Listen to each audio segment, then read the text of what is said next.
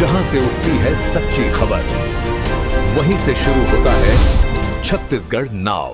नमस्कार, मैं ज्योति और आप देख रहे हैं छत्तीसगढ़ नाउ डिजिटल। रायगढ़ के क्रांतिकारी नेता राधेश्याम शर्मा ने पत्रकार वार्ता लेकर शासन और प्रशासन पर जमकर भड़ास निकाली।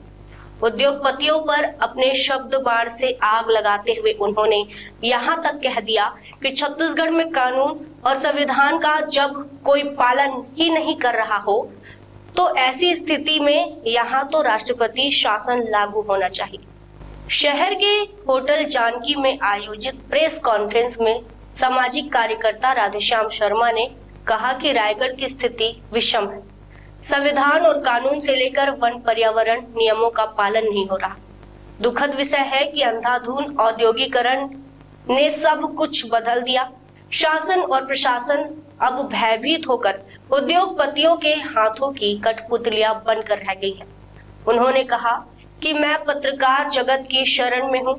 महामहिम से मांग है कि अब छत्तीसगढ़ में राष्ट्रपति शासन लागू होगी, तभी सही मायने में यहाँ की जनता की रक्षा होगी।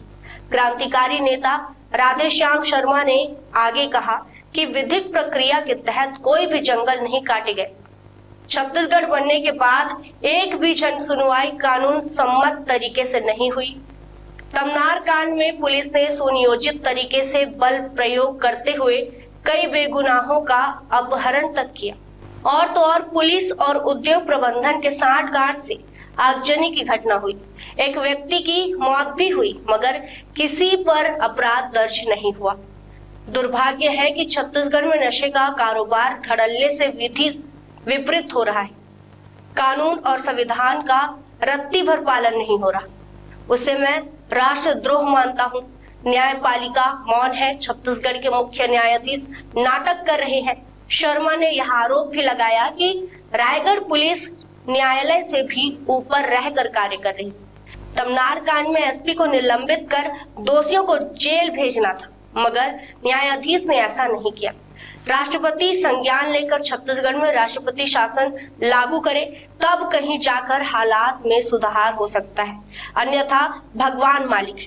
प्रदेश के मुखिया विष्णुदेव साय को संविधान का ज्ञान नहीं है। रायगढ़ विधायक और वित्त मंत्री ओपी चौधरी अपनी कार्यशैली से अपने पूर्वजों को शर्मसार कर रहे हैं। उन्होंने कहा कि अब समय आ गया है कि जनता को मंत्री ओपी चौधरी को खदेड़ना चाहिए।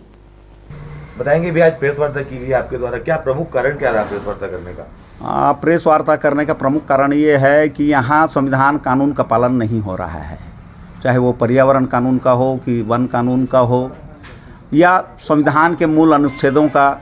और यहाँ जनहानि हो रही है और जनहानि व्यापक तौर पे हो रही है।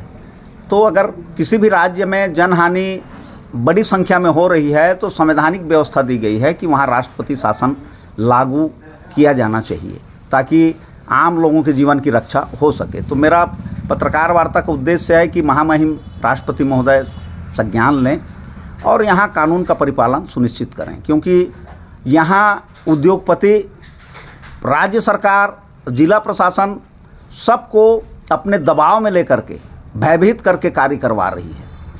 और मैं ये भी मानता हूँ कि चाहे वो पुलिस महकमा हो या प्रशासनिक महकमा हो, जान का डर सबको है, इसलिए वो ऐसा दबाव में काम कर रहे हैं। उनको बता दिया गया है कि राहुल शर्मा को जैसे हम निपटा दिए वैसे ही आप सब निपट जाओगे, तो मजबूरी है सबकी। हाई कोर्ट के न्यायाधीश को भी नोटिस दिया आपने, बताएंगे इस बारे में? क्योंकि वो नाटक कर रहे हैं, ऐसा नाटक उचित नहीं है। उस गरिमामयी पद में संज्ञान लेकर के जो प्रामाणिक अपराध है, जो प्रथम दृष्टिया ही सारे न्यूज़ चैनलों में दिख रहा है कि पुलिस ने अपने कैसा दुरुपयोग किया और अपराध किया है एक समूह ने पुलिस के, जिसमें अधिकारी हैं और पुलिस अधीक्षक के संरक्षण में, और अभी तक यहाँ के पुलिस महानिदेशक ने उस पर कोई कार्रवाई नहीं की उनके खिलाफ, दंडात्मक कार्रवाई। और उसमें माननीय उच्च न्यायालय ने संज्ञान लिया और सिर्फ वो नाटक कर रहे हैं, वो महाधिवक्ता से जवाब तलब कर रहे हैं। अरे आपको आदेश करना चाहिए था कि तत्काल इनका निलंबन हो और 3 दिनों के अंदर में संपूर्ण जांच प्रक्रिया कंप्लीट करके दोषियों को जेल दाखिला हो, ऐसा उनका आदेश हो, तब वो न्याय की श्रेणी में था। तो ये तो राजनीतिक व्यक्ति हैं, राजनीति कर रहे हैं, नाटक कर रहे हैं। तो छत्तीसगढ़ के लोग, हम लोग कम पढ़े लिखे हैं, लेकिन इतना कम पढ़े लिखे नहीं हैं कि कोई न्यायपालिका की गरिमा को धूल धूसरित करे, उसको बर्दाश्त नहीं करेंगे। 3 दिन का टाइम दिया आपने नोटिस में, 3 दिन के बाद अगला कदम क्या रहेगा आपका? अगला कदम के लिए मेरे को सोचना पड़ेगा। मेरे जो गुरुजन हैं, आप ही लोग मेरे गुरुजन हैं और बहुत सारे लोग इस छत्तीसगढ़ में हैं, देश में हैं, उनसे पूछूंगा कि मेरे को अगला कदम क्या निर्धारित करना है। पूर्व में मैं तालाबंदी किया था, यही मुख्य न्यायाधीश थे कहिए, जो हसदेव के मामले में सुनवाई 6 साल से रोक के बैठे हुए हैं। अच्छा है, आप पर्यावरण प्रेमी हैं, सामाजिक कार्यकर्ता हैं, पर्यावरण के लिए आप संघर्ष कर रहे हैं और भी कई लोग संघर्ष कर रहे हैं। क्या लगता है आप लोग अगर एक मंच में आते आप लोगों की ताकत बढ़ती? अभी घड़ों में बटे हुए हैं आप लोग, क्या लगता है इस बारे में क्या कहेंगे? कल भी एक प्रेस वार्ता हुई थी पर्यावरण प्रेमियों के द्वारा। तो निश्चित रूप से जो संवैधानिक अधिकारों के प्रति जो चेतना आएगी वो अद्भुत होगी अगर सभी जन संगठन लग जाएं, क्योंकि मेरा भी उद्देश्य जो है वो संवैधानिक चेतना की जागृति देश में आए, तभी क्रांति होगी, तभी परिवर्तन होगा, तभी हम आज़ाद होंगे और स्वतंत्र रूप से सम्मानपूर्वक जीवन जी सकेंगे और हमारी पीढ़ियां भी स्वस्थ वातावरण में सांस ले सकेंगी। जहां से उठती है सच्ची खबर, वहीं से शुरू होता है छत्तीसगढ़ नाव।